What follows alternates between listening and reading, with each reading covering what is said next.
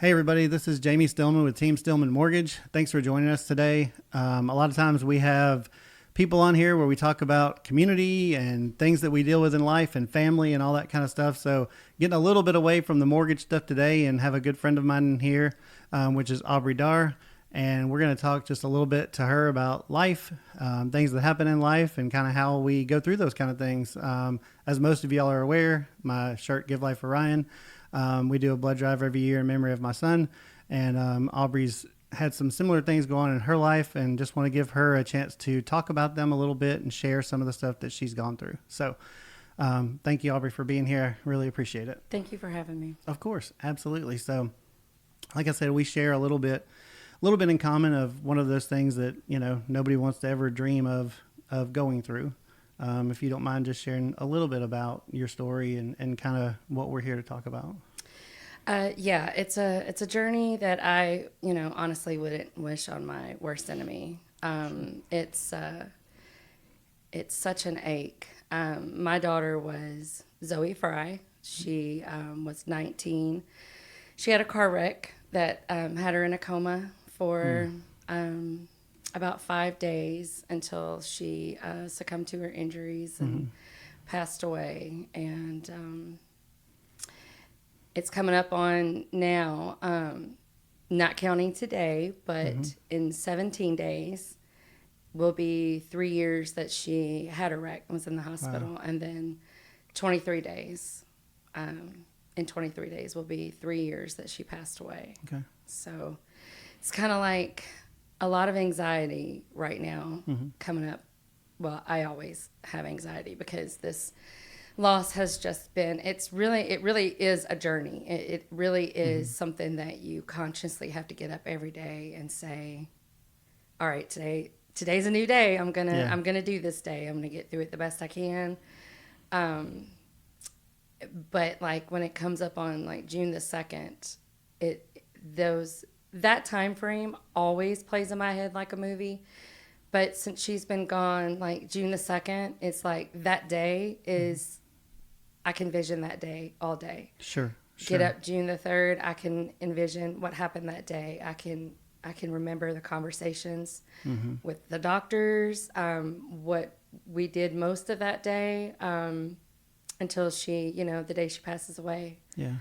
So without going too much into the story, start out, just tell us a little bit about Zoe, who she was, what made her so special to you. My girl was a silly girl.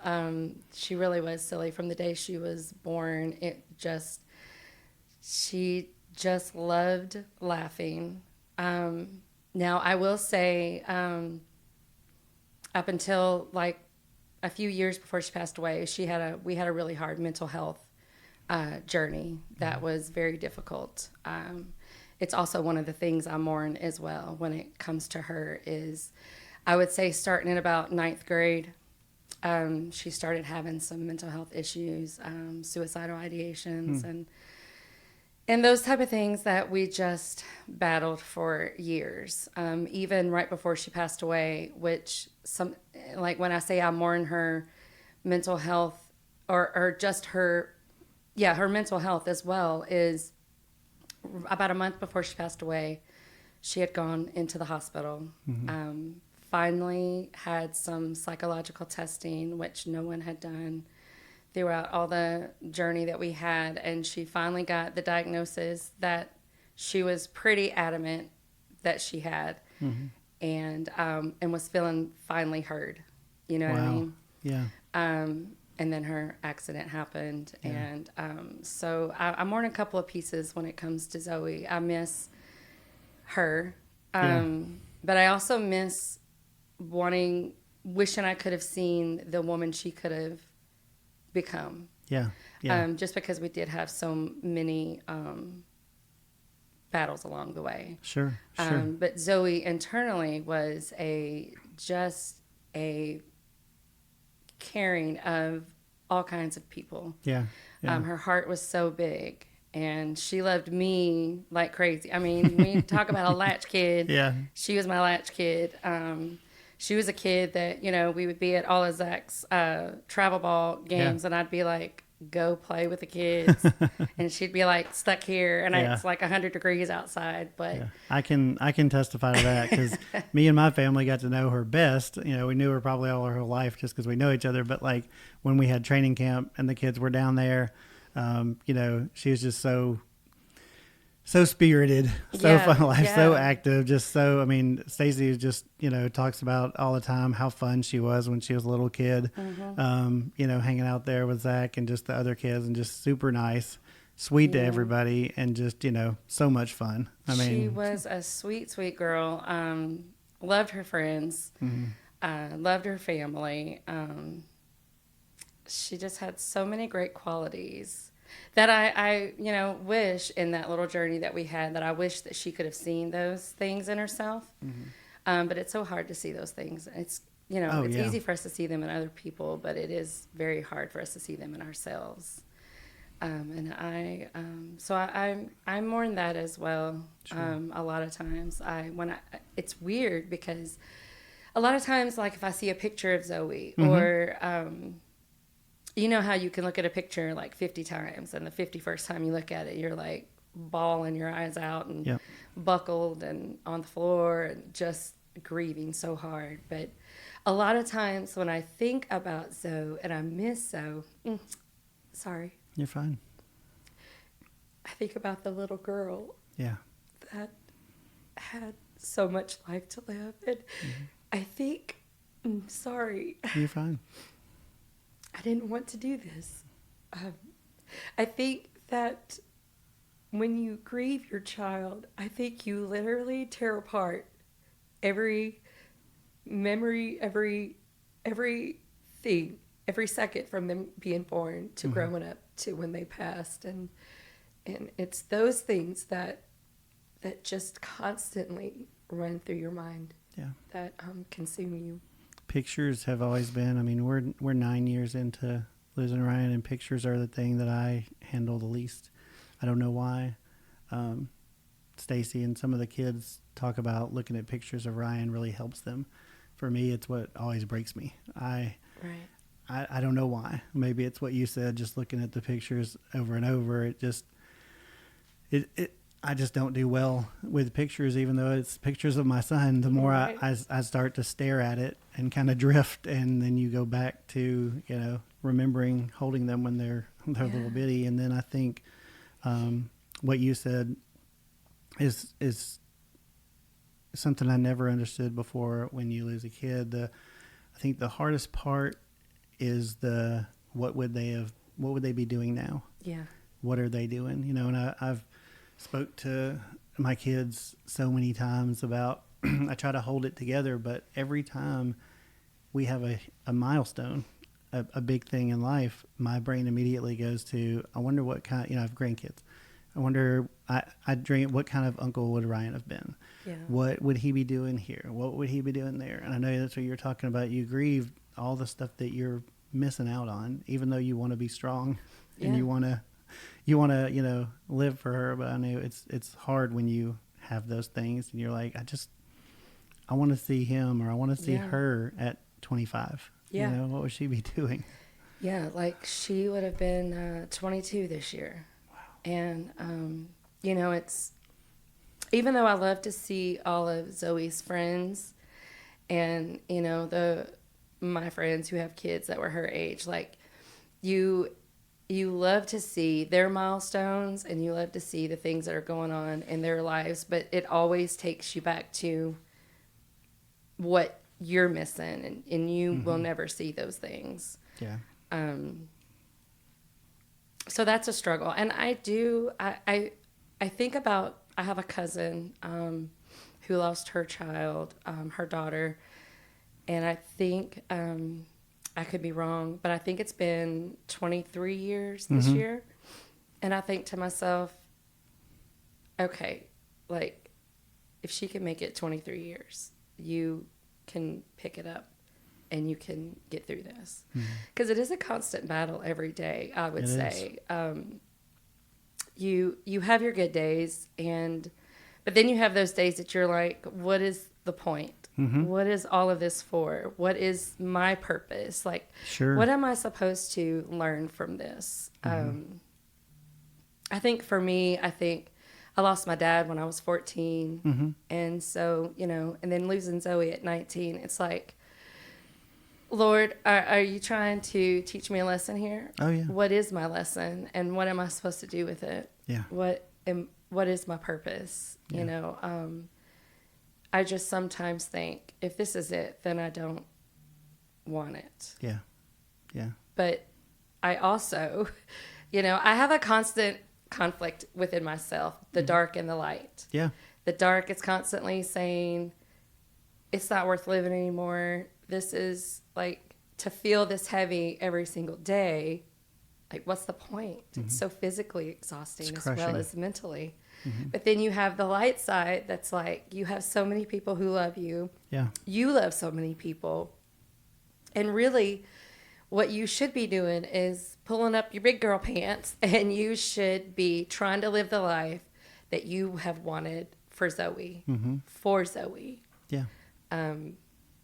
And then you have those two fighting like all day long, and then you end up not doing anything because you're just like, Stuck. all right, people, I'm exhausted. You got you arguments, the arguments inside of me, it's just like so exhausting. So then you just like don't do anything. Yeah. Yeah. It's like you said, you have the constant struggle because you want to do all this stuff and, feel like you're making them proud of your, taking care of everybody else and loving everybody else and being there. But then you also have the moments where I don't shy away from it, where you question God, and you, at least when it first happens, you question everything, like you said, existence and what are we here for? And if I have to go on every day, every word, every song I hear, if it's going to be that much pain all the time, why does it have to be like that? It's how I feel. It's just that constant struggle, and you're always wondering everything. And I'm like, so for the rest of my life, I'm always going to wonder this day and this day and this day. And you have the anniversaries like you talked about. And sometimes you're like, people are like, I know this day is so hard. And I have some days where I'm like, every day's so hard. I mean, I know you think that this day is really tough, and it is, but man, I have other days that are just a random Tuesday that are really freaking hard. Yes. Yes. It is not just the anniversaries. It's not just the holidays. And I will say for me, sometimes it's the couple of days after a holiday, or like Mother's Day, for example. This past Mother's Day, my husband, made me breakfast. I made a floral arrangement to go to Zoe's gravesite. And so I went to Zoe's grave on Mother's Day and came home and just vegged. And, Zach came down every now and then, visited, chatted. And, it ended up being a really good day. We sat outside with the dogs. We played with the dogs. And it was a really good day. But Monday and Tuesday was like the worst days mentally for me. I just wanted to rip skulls all over the place. And I will say, like, it takes so much energy. It takes so much energy and will just to appear like you're normal. Yeah. And that it's just a normal day. And that you're just, the scream in your throat is silenced. Even though you could be laughing, smiling, joking, there is still a constant scream in the throat. Yeah. And I don't think people, I know people understand, but at the same time maybe don't, how hard it is to keep that scream inside. Yeah. I think everybody's dealing with things, and we have to be sensitive to everything that people are dealing with, but also there's a time where it's you always have it there. Like you said, you can be laughing, smiling, having a great time, being there for your other kids, being there for your family. But in the meantime, you're always, that thought's still there, and you're trying to,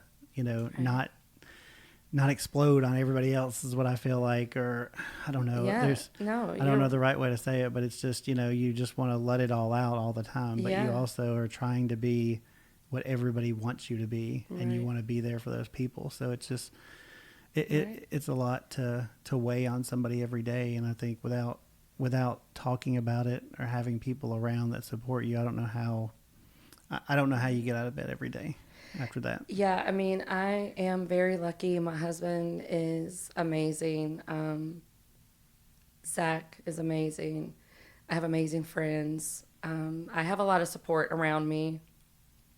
But I do find it still being a very lonely journey because you want to say, it's like you want to say the same things every single day because you don't want to keep them inside, but it's the same thing. Like, God, I just miss her so much. Like, Yeah.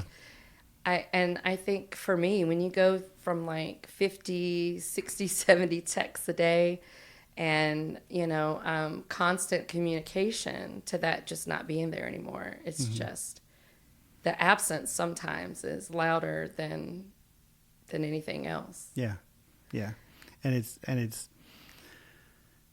I don't know. I guess I'll ask you, one of the things that we learned when we first went to counseling and other grief people that we tried to talk to, they said they tried to be real sensitive, but they also tried to tell you, make sure that you, and I can't remember the words they use, but basically that you don't, put your other kids through too much while you're going through your grief.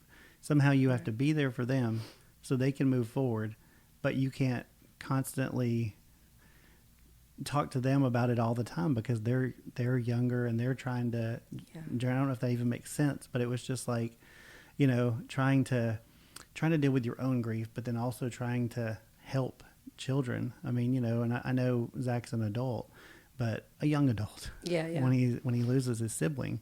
And so you're trying to help him grow up as a young adult, also be there as a mom while you're completely broken. Yeah.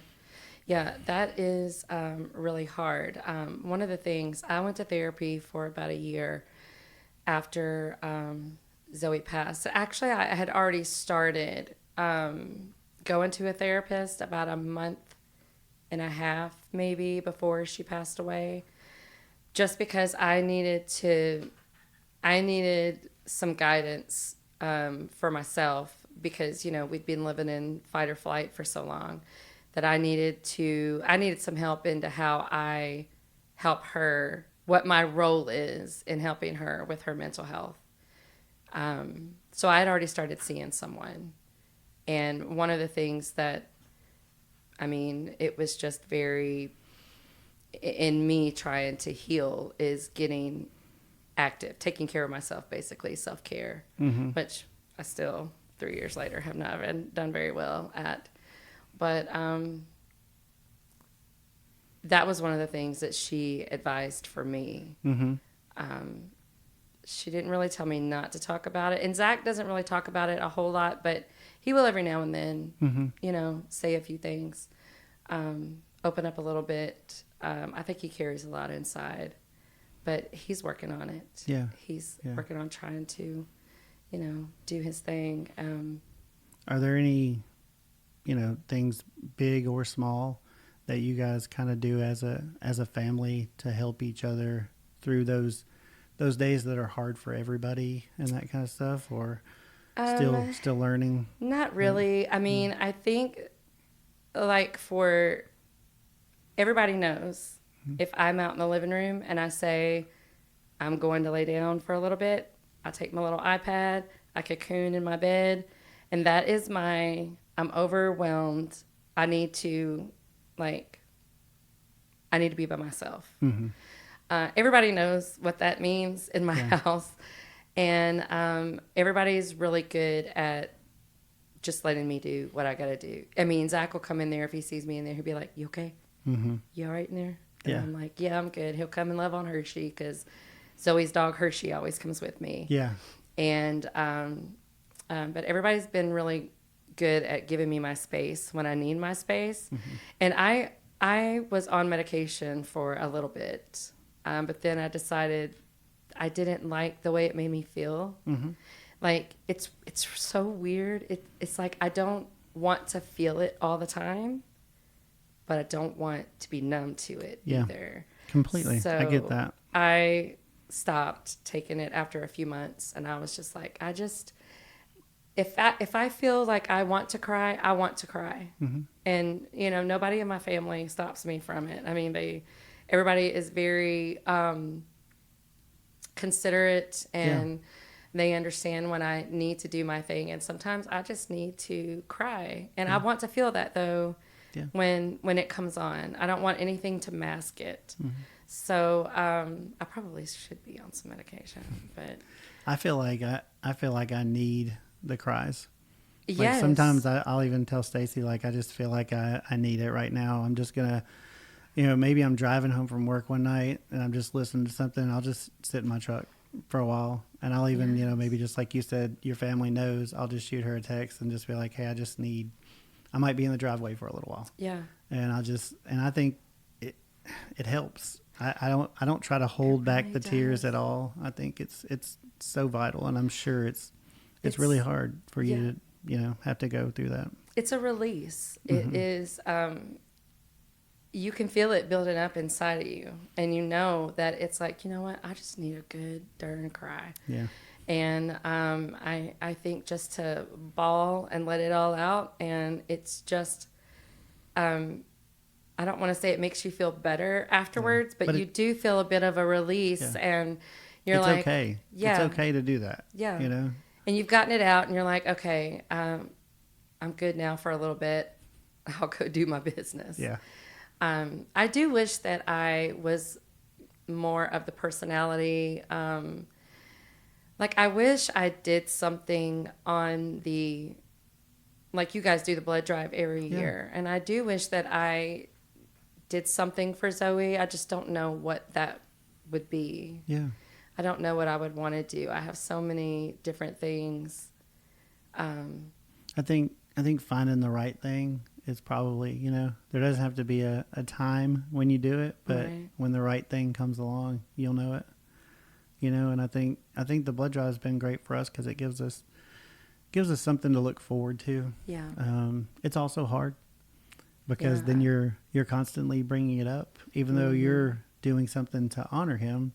It's also constantly, coming up, and it kind of feels like work. And like, I feel this huge pressure. Like, I better get enough people there, because if it's not successful, then I feel like I'm not letting me down. I'm letting Ryan down. Right. So I never thought about that when we started it either. But I think it's great. I think when the time's right, something will come up. And, what are you guys doing? Anything, that you do on days or anything just to kind of keep her memory alive? It's just talking, or I know y'all did a little bit with the golf thing last year. Yeah, we did the golf thing with Sherry Crink. No, we don't. I mean, we honestly don't do a lot of things. I mean, her anniversary's coming up, so usually on her the anniversary of her death, we order all the different foods that she loved. That's so awesome. I love that. The tacos from Taco Bell, Chick-fil-A nuggets, and we just, we might make some pizza rolls. Yeah. Like, we just have like all of her little snacks. That's so great. That's something for sure. Yeah. I love it. That's so awesome. My husband and I right now, there's a corner of our yard that we want to do a little memorial. Mm-hmm. But I'm having a really hard time finding like a memorial plaque stand. I want something big. Yeah. And I can't find anything. I mean, I found one thing, but it's like an arm and a leg. And I'm like, do I really want that? Can I just buy a rock and make it myself? Right, right. So we've got that kind of planned out. We've just got to get it started, investigate a little bit. So I'll have a little memorial Very cool. in the yard. It's just taken me a long time to get there. I've still got to clean out her room. Yeah. Her room is still pretty much, my mom's been up there right now, but it's still her closet. Mm-hmm. Zoe was not a clean child. She was a messy child. Mm-hmm. So there's like all kinds of stuff in her closet, and I need to clean that up because we eventually are going to move my mom in full time. Well, you said you're coming up on 3 years, right? I mean, you said a long time. That's not a long time. It seems like a long time, and it's your girl. Feel like people think that maybe I should be more advanced. Sure. Like, I almost feel guilty to kind of say to someone, like, I'm having a bad day today. I almost feel like I should not still be mourning. Yeah. Yeah. But And I know that I always will, because I can't imagine that this will ever go away. No, I'm by far no expert at all, but we're coming up on 9 years, May 31st, and it's not any easier than it was then. And I think a lot of people don't understand what you're going through, but there's no long time or short time or time that I feel like anybody should ever put limitations on you to try to go through stuff. I mean,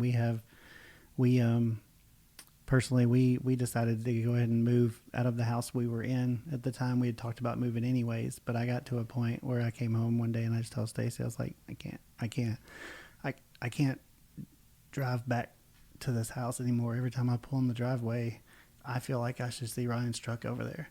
And he hadn't lived there. He didn't live there when he passed away, but it just like, I got to where I couldn't come back home. It was too unbearable for me. So, and I still have stuff I haven't gone through. So 3 years, I think you've got plenty of time. I've got 9 years and I have stuff in storage that I don't need. He doesn't need. I just can't let it go. And I've had all kinds of people tell me, do this, do that. And I don't think there's a right answer. It's really hard to let go of anything that was your child's. Yeah. I need to clean out her room because we need to move my mom in. We need to sell my mom's house. We need to just do it and get her in full time. But, I told my husband, I was like, I don't think that I could get rid of a single thing that's in there. We're going to have to buy like 7 or 8 tubs, large tubs. She's got a huge closet. Yeah. I was like, we're going to have to buy a tub and just throw it all in the tub. I don't care if it's just clothes. I don't care if it's a bra, if it's whatever. Yeah. Like, I just look at her stuff, like her makeup table. Mm-hmm. All of that stuff, I just need to slide it on into a trash bag. But I don't want to. It's not that easy. I don't want to at all. You kind of laughed when you talked about tubs, but the storage building that I was telling you about, there's about 8 tubs in there, and it's Ryan's stuff. Yeah, I mean, I think that's what I'm going to do, end up having to do too. Like, a small part of me was like, okay, she was, a skinny little thing. She's got a ton of jeans in there. What I had originally thought that I would do is I would save a few pieces of the clothing that she wore all the time, like her lounge pants. I mean, when she was at home, like she had the same lounge pants she wore all the time, big hoodies. And I thought, well, I'll save those kind of things. But then the other stuff, I don't really want to give it to Goodwill. I think I might take to a shelter. Yeah. Yeah. And I've always had foster donation for teenagers or whatever. Sure.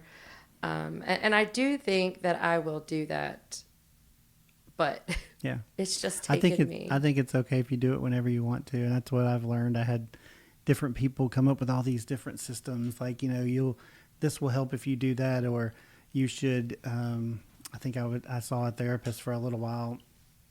I'm not very open to therapy, according to my wife, so it doesn't work because I'm not open to it. But I tried for a while, and she's like, you need to go through the stuff once a year and then get like rid of one bin, and then the next year, and I can't right now. And and 9 years, 20 years, whatever it is, maybe I will, maybe I won't. But I think 3 years in, you shouldn't put any limitations on yourself. You do what your heart tells you to do. For me, they can throw it away when I die. Yeah.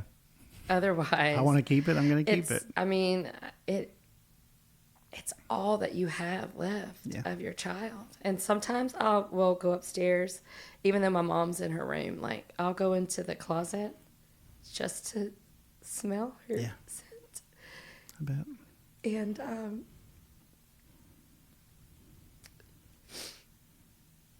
there's no way to get that.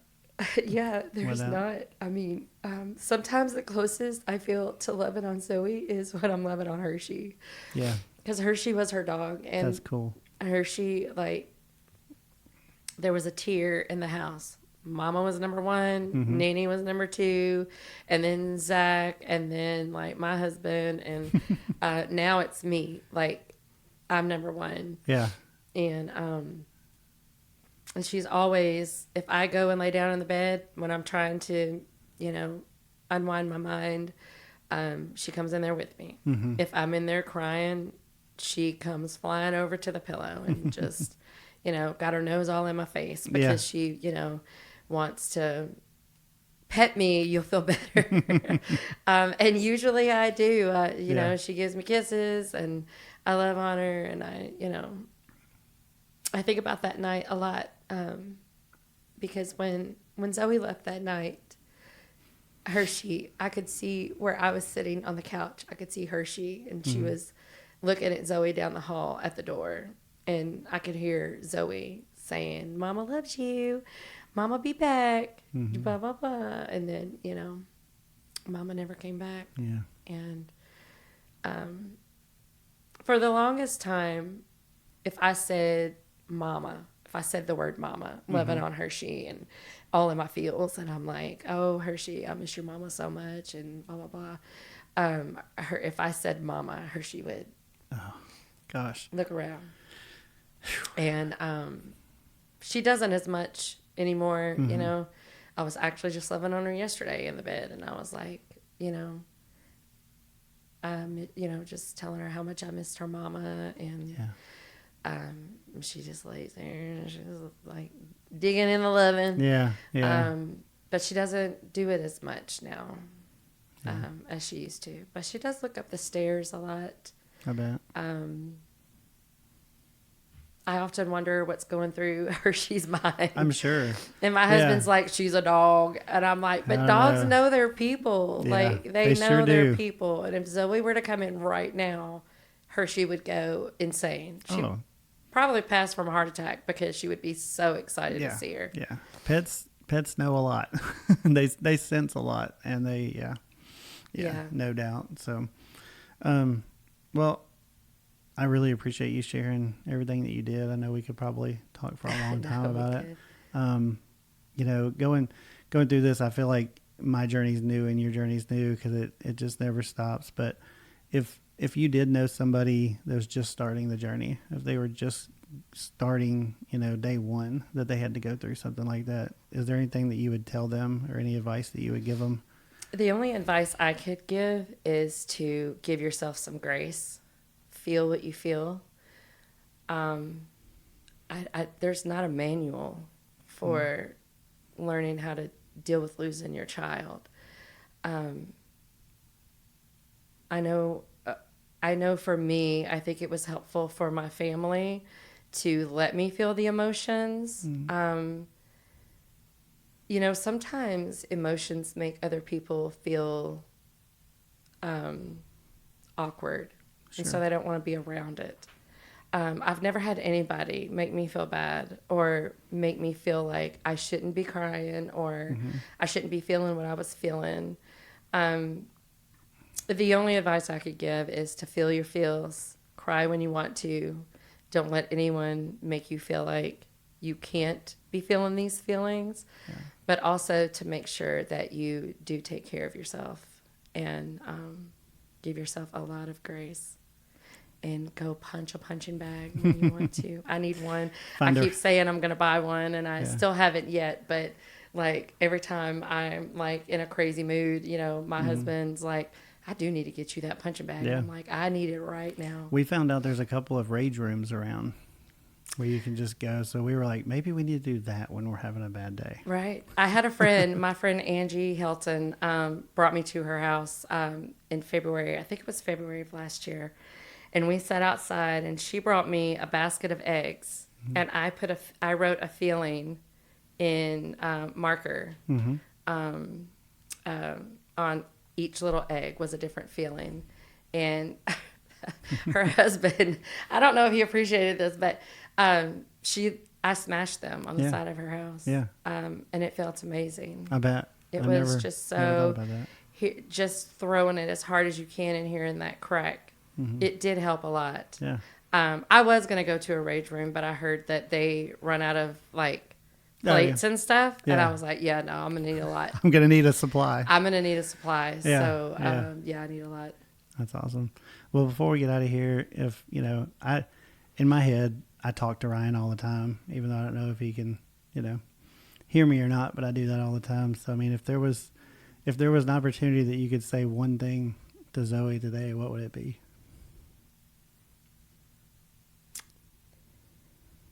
Oh gosh, I don't know that there's one thing. Yeah.